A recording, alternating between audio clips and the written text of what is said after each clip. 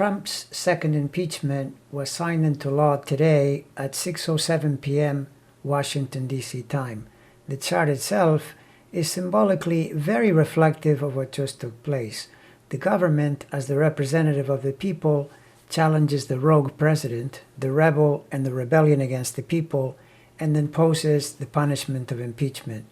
Isn't it amazing to see the planet most descriptive of a rebel that has gone off the rails by challenging the norms and laws of the land, Uranus, exactly on the zenith of the chart, in a station being squared by multiple planets in Aquarius, the people sign, and in the 7th house, another house of the people.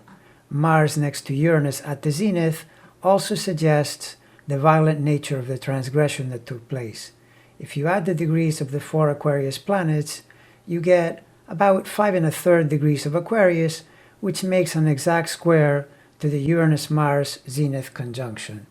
You can add further symbolism if you consider Jupiter as representing the code of law itself in closest square aspect to rebel Uranus.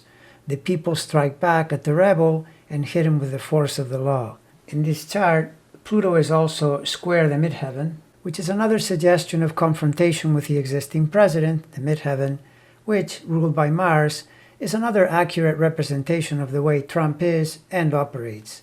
Pluto here is representative of the government as the civil servants that are not as powerful as the president, but can nonetheless unite to challenge him.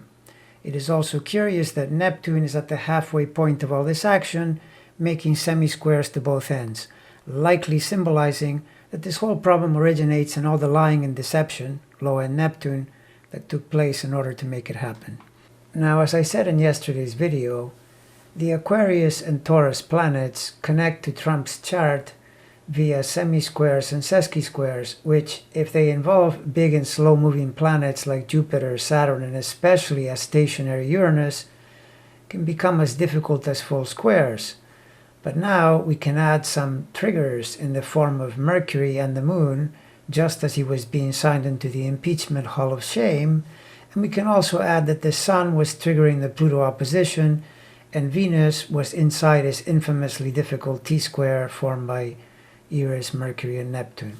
On top of all that, the midheaven at 6:07 p.m. in DC was 25 degrees Aries, which is in his legal house, squaring Saturn and Venus in the 12th house. And more still, the rising ascendant degrees at 6:07 p.m. add even more semis and sesquis into the torture parade. All of this is obviously a very tense astrological scene for Trump, and thus it is that he was impeached for the second time in his presidency and now faces the prospect that he might actually be convicted post-presidency and potentially barred from ever running for office again. He is now the twice impeached, twice disgraced cheater and insurrectionist. Tough times for the Orange Menace. Couldn't happen to a nicer guy.